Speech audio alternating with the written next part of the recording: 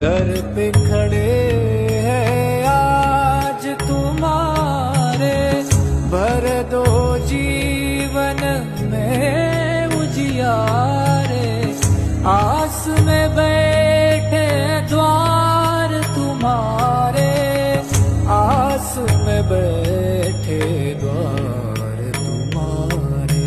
शंभो शंकर नमः शिवाय गिरिजा